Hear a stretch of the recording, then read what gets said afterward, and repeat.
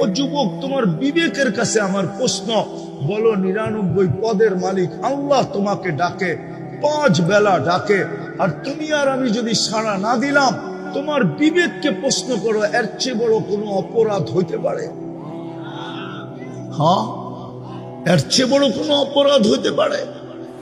তুমি বলবে আল্লাহ আমাকে ধরে না, তো ধরে না কেন? আরে তোমাকে ইচ্ছা স্বাধীনতা দিছে দেখে এই জন্য ধরে না, তোমাকে সীমা রেখা দিছে দেখা ধরে না। কেননা সীমা রেখায় পা দিতে দেরি, তুমি আল্লাহর কাছে যাইতে দেরি হবে না। তখন তোমাকে জিজ্ঞাসা করবে, আমি যে ডেলি 5 বেলা ডাকতাম, তুই থাকতি তো থাকতি কোথায়? তুই ছিলি তো ছিলি কোথায়? তুই সাড়া দিলি না তো দিলি না কেন? আমি তো 1-এর ভিতরে 100 রাখছিলাম। নামাজ তো তুই একটা দেখতেছিস, নামাজ তো একটা না, 1-এর ভিতরে 100। আমি তো নামাজ পড়তে ডাকি নাই তোকে। তোর নামাজি আর কি, তুই কি আর নামাজি কি? চড়াই পাখি কত বড়, রানলে আর জোল হইব কতটি, ঠিক না? আল্লাহ বলে আমি তো তোকে ডাকছিলাম জান্নাতের চাবি দিতে। এই হুজুর করে জিজ্ঞেস করেন মক্তবে পড়ায় কিনা। 3 নম্বর হাদিস মক্তবের, মিফতাহুল জান্নাতি আস-সালাহ। আল্লাহ তো বলে আমি ডাকছিলাম তোকে আমার সাথে কথা বলার জন্য, আমার সাথে কথা বলার জন্য, কথা বলার জন্য। মুসাল্লি ইউনাজি রব্বা, আমি তো ডাকছিলাম তোকে আমার কাছে আনার জন্য। অসজুদ ওয়াক্তারিব, এ তো কোরআনে লেখা। আমি তো তোকে আনছিলাম আমার কুদরতি পায়ে মাথা রাখার জন্য। আস-সাজিদু ইয়াসজুদু আলা কাদামাইর রহমান। আমি তো তোকে ডাকছিলাম, আমি তোকে বন্ধু বানানোর জন্য। সায়াজালু লাহুমুর রহমানু বুদ্দা, আমি তোকে বন্ধু বানাইতাম, বন্ধু। তুই ছিলি তো ছিলি কোথায়? বলো যুবক, কালকে কি জবাব দিবা? ব্যস্ত? ওটারও তো সমাধান দিয়া দিছেন। মৃত্যুর সময় মালাকুল মউত প্রত্যেকের সাথে কাছে আইসা, কিছু লোকের কাছে আইসা প্রথম চিৎকার দিবে, আইনাল ইশতিগাল, বল তোর ব্যস্ততা কোথায়? তুই না ব্যস্ত বলতি? যে যাইতো তাকেই বলতি আমি ব্যস্ত ব্যস্ত। হুজুররা বুঝাইলেও বলতি ব্যস্ত, তাবলিগালারা বুঝাইলেও বলতি ব্যস্ত, পীর সাহেব বুঝাইলেও বলতি ব্যস্ত, তোর পায়ে ধরলেও বলতি আমি ব্যস্ত। কেমনে যাবো? প্রথমে চিৎকার দিবে, যেরকম হারানো আসামি খুঁজা পাইলে পুলিশ বলে কই যাবি এইবার বল, তো ফেরেশতাও বলবে আইনাল ইশতিগাল, বল তোর ব্যস্ততা কোথায়? আমরা চলে আসছি। তারপরে রশিতে একটা টান দিবে আর একটা চিৎকার দিবে, জালাল ইশতিগাল, তোর ব্যস্ততা শেষ। এই জন্য আজকে অঙ্গীকার করি, যখন 2টা করলাম, 3য়টা করি, আজকের থেকে নামাজ আর ছাড়বো, পাক্কা ওয়াদা। এই সমস্যার যুবকরা কি বলে, আর নামাজ ছাড়বো? নামাও। আজকের থেকে তোমাদের মিশন হলো মসজিদ গড়া দেওয়া। পারবা? এই যুব সমাজ পারবে? আল্লাহর ঘর ভরা দাও। আজকে মুসলমানের দুরবস্থা এই জন্যই। মসজিদ চিৎকার দেয় আল্লাহ মুসল্লি কোথায়, জমিন চিৎকার দেয় আল্লাহ নামাজি কোথায়। কবি এই জন্যই লেখেন, জমি পুছতি হ্যায় নামাজি কাহা হ্যায়, নামাজি কোথায়। একটা কথা আমাদের ভাবা উচিত, চিন্তা করা উচিত। এই জন্য চিন্তা করা উচিত যে আমরা যুবক হই আর বৃদ্ধ হই, এমন কি বাচ্চা হই, যেই এই দুনিয়ায় আসছে তাকে একদিন না একদিন এই দুনিয়া ছেড়ে চলে যেতে হবে। এইখানে থাকার কারো সুযোগ ছিল না, আমাদেরও থাকার সুযোগ নাই। হ্যাঁ, কেউ আগে যাবে, কেউ পরে যাবে, কেউ 2 দিন বেশি থাকবে, কেউ 2 দিন কম থাকবে। পার্থক্য এতটুকু হবে, কিন্তু চলে যেতে হবে। বিদায় আমাদের চিন্তা করা উচিত, যে আল্লাহ নিজে পছন্দ করা, আল্লাহ কিন্তু আমাদেরকে পছন্দ করছেন বিদায় মানুষ বানাইছেন। আল্লাহ যদি পছন্দ না করতেন তাইলে আমরা সৃষ্টির সেরা প্রাণী হতে পারতাম না। মানুষ সৃষ্টির সেরা, এবং একদিকে শ্রেষ্ঠত্ব না, সর্বদিকে মানুষ শ্রেষ্ঠ। এরকম একটা দিক নাই যেই দিককে কোরআন হাদিস দ্বারা প্রমাণিত করা না যাবে যে মানুষ সৃষ্টির সেরা না। সর্বদিকে মানুষ সৃষ্টির সেরা। যেই মানুষটাকে পছন্দ করে আল্লাহ মানুষ বানাইলেন, ওর চিন্তা করা উচিত। কেননা চিন্তা করার মতো বিবেক দিছেন আল্লাহ আমাদেরকে, বুদ্ধি দিছেন আমাদেরকে। আর দুনিয়ার টেকনোলজি এটা মানুষের বুদ্ধির পরিচয়, বিকাশ। যদি মানুষ এত বুদ্ধিমান না হতো তাইলে আমাদের সামনে টেকনোলজি বলতে কিছুই থাকতো না। ওই পুরান যুগের লোহা লক্করই থাকতো, আধুনিক যুগের ছোঁয়া আমরা কখনো পেতাম না। বিদায় বিবেক দিছেন, বুদ্ধি দিছেন, বিদায় চিন্তা করা উচিত।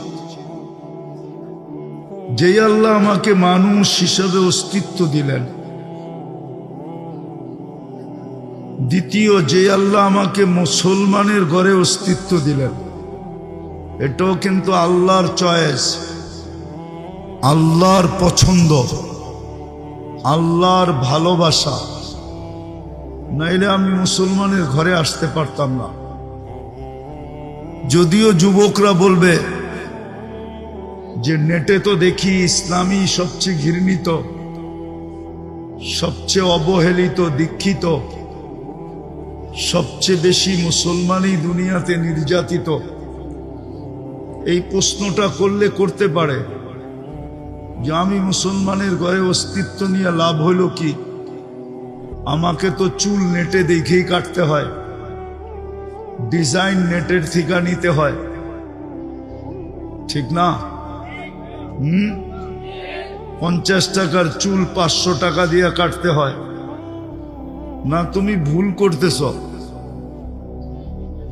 আজকের জোয়ার যদিও একদিকে, কালকের জোয়ার কিন্তু ওইদিকে হবে না। কালকের জোয়ার যদি ওইদিকে হইতো তাহলে যেই আল্লাহ আমাকে মুসলমানের ঘরে অস্তিত্ব দিল, উনি এটা কোনোদিন বলতেন না যে কমসে কম রান আউটের থেকে বাইচা এসো। রান আউট বুঝো? রান আউটের থেকে বাঁচার জন্য পদ্ধতি হইল, যে তোমরা আমার চেয়ে ভালো জানো, দৌড়াইতে দৌড়াইতে যদি দাগের ভিতরে নাও ঢুকতে পারে তো শুয়াও যদি ব্যাডের আগাটা দাগের ভিতরে ঢুকায় দেওয়া যায় তাইলেও রান আউট থেকে বেঁচা যায়। ঠিক আল্লাহ বুঝাইতে চাইতেছেন, তোমাকে মুসলমানের ঘরে অস্তিত্ব দিছি, কমসে কম তুমি রেখার ভিতরে পাটা রাইখা মরো। রেখার ভিতরে পা রাইখা যদি মরতে পারো তাইলে আজকে না কালকে তোমাকে আমি বাঁচাবো, আর তোমাকে আমি পুরস্কার হিসাবে জান্নাত দিব। জান্নাত, জান্নাতের তো ধারণাই নেই, ঠিক না? ভাবতেছে চিতাই সব শেষ, ঠিক না? চিতাতেই সব শেষ, ঠিক না? জান্নাতের ধারণা নাই তো। জান্নাতের যদি ধারণা থাকতো তাহলে 14 তারিখ কেন উদযাপন করত, আর বারবার কেন শেখ খাইতো, ঠিক না? রাখবেও না, এখানে বেশিরভাগই শেখ খাওয়া, 99.99। তাইলে তুমি কেন বারবার শেখ খাইতা? জান্নাতের ধারণা থাকলে তো তুমি তাকায়ও দেখতে না। তুমি বলতা জান্নাতে রাখা আছে ডেলি 100 বার হবে 14 তারিখ। কেননা আজকে যৌবন কয়জনের, আজকে কয়জনের যৌবন শক্তি? সব পুরুষের কাছে কয়জনের যৌবন শক্তি? একজনের, ঠিক না? জান্নাতে 100 পুরুষের যৌবন শক্তি দিবে। পাওয়ার ব্যাংকে রাখার জন্য নাকি? কাজে লাগানোর জন্য, ঠিক না? ডেলি কাজে লাগাবে 100 বার। লাউড স্পিকার দূর পর্যন্ত যায় কিনা জানি না, নাইলে বাইঙ্গেই বইলা দেই। নতুন বিয়া হইলে শ্বশুর বাড়ি গেলে তো ডিম ডুম একটু বেশি খাওয়ায় যাতে শক্তি বাড়ে। হ্যাঁ, দাদি নানি খুব খাওয়ায়। জান্নাতে এরকম না, 100 পুরুষের যৌবন শক্তি হবে। ওইখানে বাটা বলতে কিছু নাই, সব জোয়ারই জোয়ার। দুনিয়াতে জোয়ারও আছে, বাটাও আছে, জান্নাতে বাটা বলতে কিছু নাই, সব জোয়ার। 24 ঘন্টা জোয়ার চলতে থাকবে, সারা জীবন জোয়ার চলতে থাকবে। জোয়ার বোঝো? যৌবন কমবে না। আন্তাসিব্বু ফালা তাহরামু আবাদা। সব সময় যুবক, কোনোদিন বৃদ্ধ হবে না। 100 পুরুষের যৌবন শক্তি দিবে। ডেলি 100 বার কাজে লাগাবে। বিদায় একটু পর পর ভিডিও কল আসবে, তাল ইলাইয়া, আমার কাছে আয়, দেখা যা আল্লাহ কিরকম বানাইছে আর কি ডিজাইনের বানাইছে। এই জন্য বললাম, যুবকের যদি জান্নাতের ধারণা থাকতো তাহলে 14 তারিখ উদযাপন করতো না। জান্নাতের ধারণা যদি থাকতো তাহলে 31st নাইট করতো না। কেননা জান্নাতে তো 24 ঘন্টাই ফুর্তি আর ফুর্তি। হ্যাঁ, কি মা তাশতাহি আনফুসুকুম, যা মনে চাবে তা মিলবে। দুনিয়ার মতো 3 মিনিটের গান না, জান্নাতের গান তো টানা 40 বছর চলবে, কিন্তু মন ভরবে না। ভাববে 2 মিনিট বুঝি হইল। আর জান্নাতে তোমার এখন তো যুবকরা নেটে দেখে, একজন আরেকজনরে খোঁচা দেয়, দেখছো মালটা কিরকম। দিতে দেরি, জুসে আসতে দেরি হয় না। ঠান্ডা হইব কেমনে? মোবাইলে হাত ঢোকে না, ও কোথায় গাইতেছে কে জানে, তো মোবাইলই টাচ করে মজা নেয়, ঠিক না? জান্নাতে এরকম না, যে তোমাকে গান শোনাবে, গান শেষ গালে চিমটি দিবে আর বলবে গানই শুনবি আর কাহিনী শরীরে নাই, চল কামরায় তোরে কাহিনী দেখাই। ও তোমার হয়ে যাবে চিরদিনের জন্য। যে নাচ দেখাবে ও চিরদিনের জন্য তোমার হয়ে যাবে।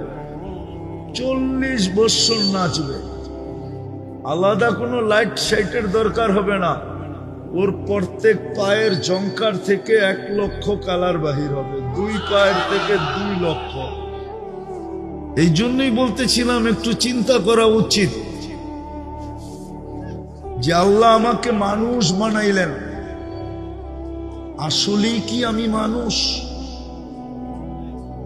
মানুষ হইতে হইলে তো মানবতা লাগবে।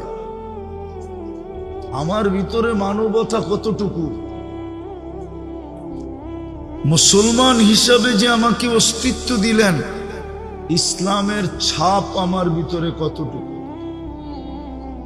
উম্মতে মুহাম্মদী বানায়া আমার যে ভাগ্য খুলা দিলেন, কপাল খুলা দিলেন, এত বড় কপাল দিলেন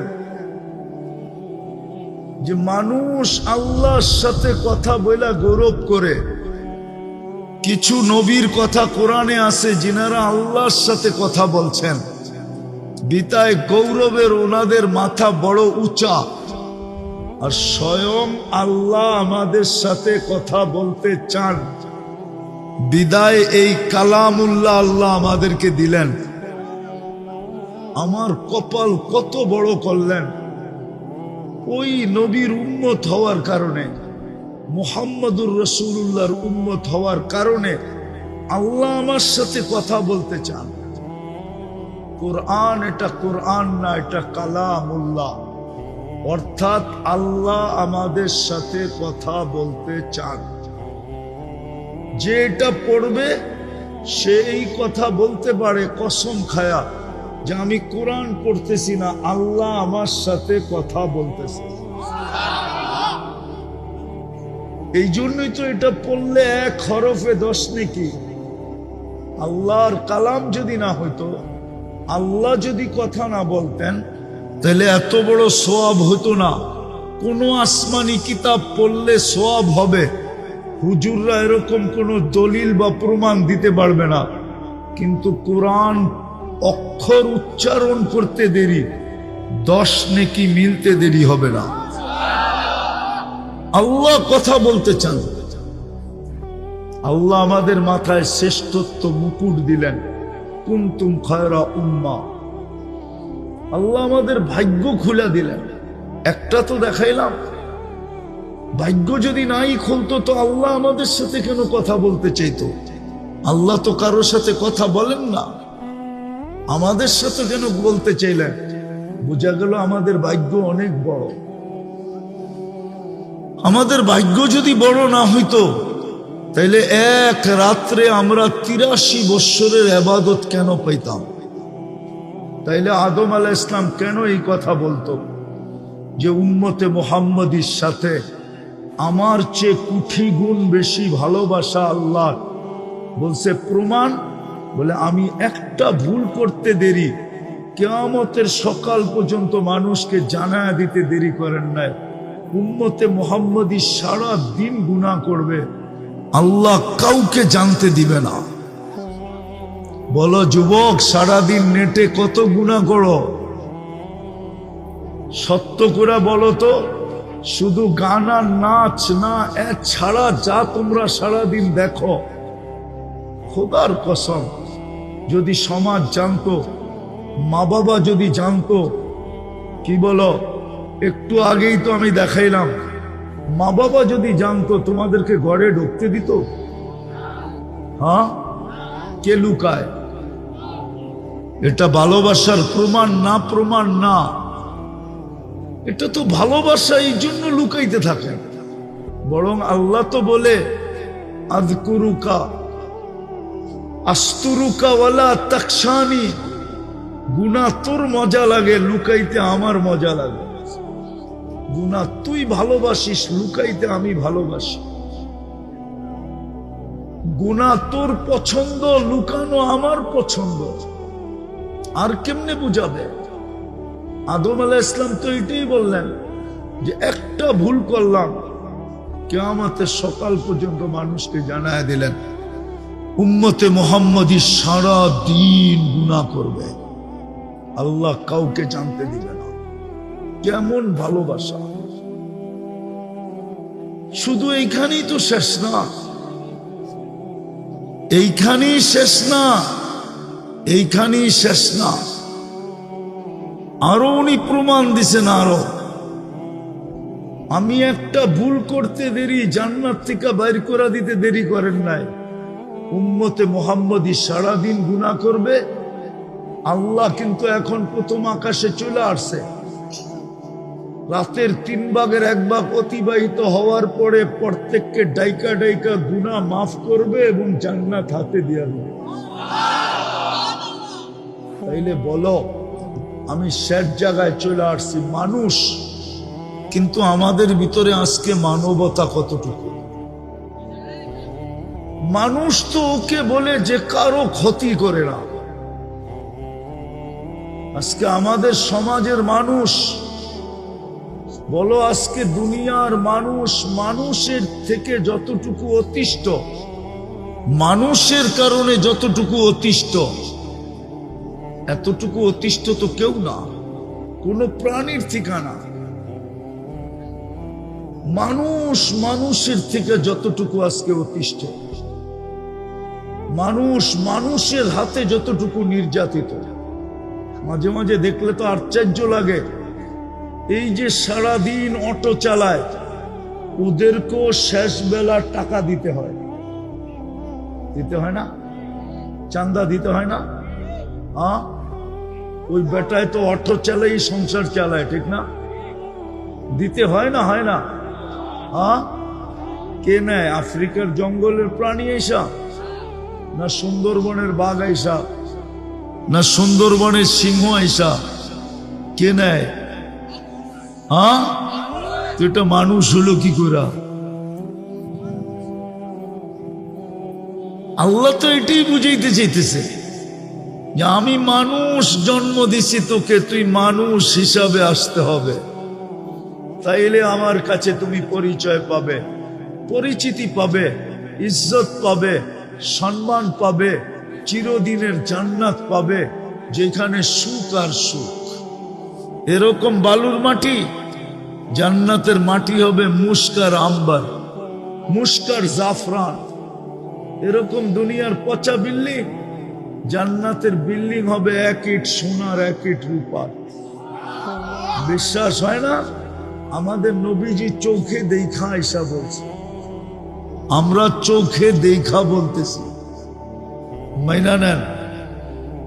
এরকম ছোট ছোট তালা, সবচেয়ে ছোট বাড়ি হবে এই দুনিয়ার 3 গুণ বড়। যাকেই দিবে এই কমসে কম বলবে জায়গা পাবে কই। এখন বিজ্ঞানের যুগ, জায়গা দেখানোর প্রয়োজন হয় না, তারপরও দেখায় দিতেছি। সূর্যটা দুনিয়ার থেকে কত বড়? 13 লক্ষ গুণ বড়, ঠিক আছে? এইবার 3 দিয়া বাগ দেন, দেখেন কয়জন মানুষের জায়গা হয়। সূর্যের পাশে একটা আছে অ্যান্ড্রোমেডা নক্ষত্র, এটা সূর্যের চেয়ে 50 লক্ষ গুণ বড়। এইবার দেখেন ওইটাতে জায়গা কতগুলোর হয়। ওটার পাশে একটা আছে ব্যাটেল জেস, এটা সূর্যের চেয়েও 100 কোটি গুণ বড়। এবার চিন্তা করেন ওটাতে জায়গা কতগুলার জায়গা হবে। এরকম দেখাইলে আমি 10টা দেখাইতে পারি। মাত্র 800 কোটি মানুষ বর্তমানে, এগো জায়গা হয়ে আরো এরকম 3 গুণ মানুষের জায়গা হবে এই 10টার ভিতরে। বাকিটা তো রয়েই গেল। বাকিটা তো আমাদের দুনিয়াটা সৌরজগতের যেই গ্রামে, সৌরজগতও কিন্তু গ্রাম আছে, গ্রাম। আমাগো বাড়িটা, এই দুনিয়াটা যেই গ্রামে, ওই গ্রামে, যেই গ্রামে সৌরজগতের যেই গ্রামে আমাদের দুনিয়াটা, আমাদের দুনিয়ার মতো এরকম 47,000,000 আছে। আমাদের গ্রামটা সবচেয়ে ছোট। এটাই বিজ্ঞান বলতেছে, একটা যান্ত্রিক জিনিস যদি সেকেন্ডে 3 লক্ষ কিলোমিটার যায়, এটাকে ছায়াপথ বলে, ছায়াপথ। আমাদের গ্রামটা সৌরজগতের যেই জায়গায় আছে ওটাকে ছায়াপথ বলে। আমাদের গ্রামটা সহ আরো 47,000 গ্রাম আছে। আরে বুঝছেন, আমাদের গ্রামটা এতটুক ছোট যে যান্ত্রিক জিনিস যদি সেকেন্ডে 3 লক্ষ কিলোমিটার যায়, তো আমাদের গ্রামটার এই মাথাতে ওই মাথায় যেতে 1 লক্ষ আলোক বৎসর লাগবে। জায়গার অভাব নাই। এটা বুয়া, শয়তান আমাদেরকে বুঝায়। কিছু বুদ্ধিজীবী আছে আমাদেরকে বুঝায়, এত জায়গা কই পাইব। হুজুররা কয় আরে যদি বিজাই ছাগল, তবু বিজ্ঞানী তো বলতেছে দুনিয়ায় যেরকম গ্রাম পাড়োয়া ইউনিয়ন, ইউনিয়ন পাড়োয়া থানা, থানা পাড়োয়া জিলা, জিলা পাড়োয়া বিভাগ, বিভাগ পাড়োয়া দেশ, দেশ পাড়োয়া মহাদেশ।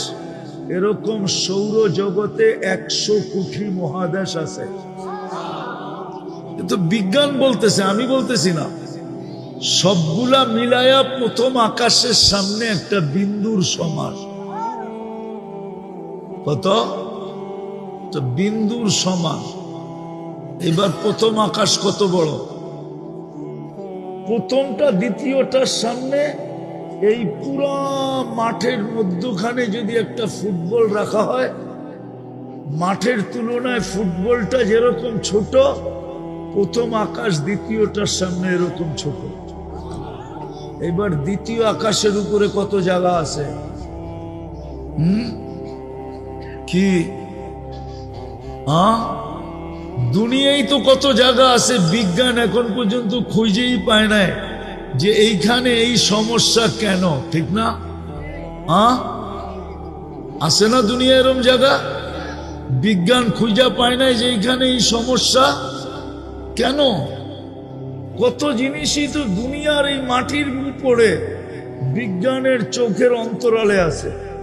আমরা তো ছোটবেলাতে শুনে আসছি লালবাগ কিলার ভিতরে একটা সুরুং আছে, যেটা গেট দিয়ে আটকানো, ওটার ভিতরে কাউকে যাইতে দেয় না, কেউ গেলে আর ফেরত আসে না। কি আপনি শোনেন না? ছোটবেলার থেকে শুনতেছি।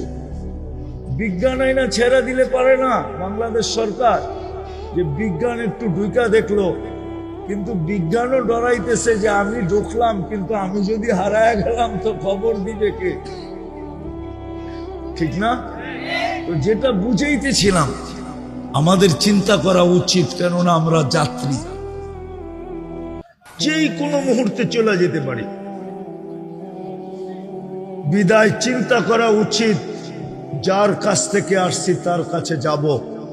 আমি মানুষ হিসাবে অস্তিত্ব দিল, আমি মানুষ কতটুকু, মুসলমান হিসাবে অস্তিত্ব দিল, আমার ভিতরে ইসলামের ছাপ কতটুকু, উম্মতে মুহাম্মদী হিসাবে আমাকে এত বড় কপাল বানায়া অস্তিত্ব দিলেন, আল্লাহর রসুলের আমার কাছে আদর্শ কতটুকু, আমি মরার পরে আল্লাহর সামনে কিভাবে দাঁড়াবো, আর আমাকে যদি প্রশ্ন করেন তাহলে আমি উত্তর কি দিব, একটু ভাবা উচিত।